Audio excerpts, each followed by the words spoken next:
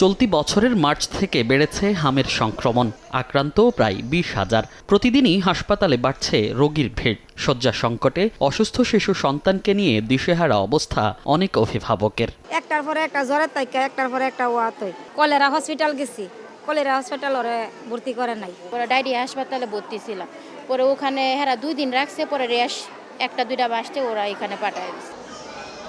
শুধু হাম উপসর্গ নয়, হাসপাতালে ভর্তি অনেক শিশুরই ছিল শারীরিক অন্য জটিলতা। কারো হার্টে ছিদ্র, কারো জন্মের পর থেকে খিঁচুনি, আবার কেউ সবেমাত্র সুস্থ হয়েছিল নিউমোনিয়া থেকে। অনেক দুর্বল আমার বাচ্চা, চোখ মিললা হয় যে একটু খাইবো, ওটাও খাইতে পারতেছে না। ওর রোগ প্রতিরোধ ক্ষমতা খুবই কম, আর এর মধ্যে ওর হাম হয়েছে।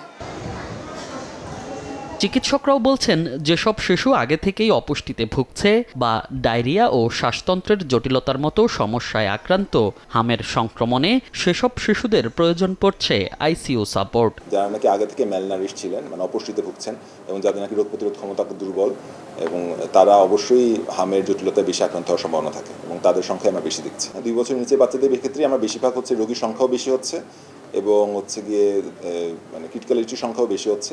জনস্বাস্থ্য বিশেষজ্ঞ বলছেন, দরিদ্র পরিবারের অনেক শিশু নিয়মিত পুষ্টিকর খাবার বা ভিটামিন এ পায় না। সামাজিক সহায়তায় পুষ্টিহীনতা কমিয়ে আনতে পারলে হামে মৃত্যু কমিয়ে আনা সম্ভব। দরিদ্র এবং যারা বিত্তহীন তাদেরকে চিকিৎসার জন্য আমরা এক জায়গায় নিলেই হবে না, তাদেরকে সামাজিক সহায়তা দিতে হবে, সমন্বিতভাবে স্বাস্থ্য মন্ত্রণালয়, সমাজ কল্যাণ বিভাগ, স্থানীয় সরকার বিভাগ এবং যারা দানশীল ব্যক্তি সমাজের বেসরকারি সংস্থা, তাদের একসঙ্গে এগিয়ে আসতে হবে। হামের মৃত্যু তো প্রতিরোধযোগ্য, এটাকে আমরা কমিয়ে আনতে পারব।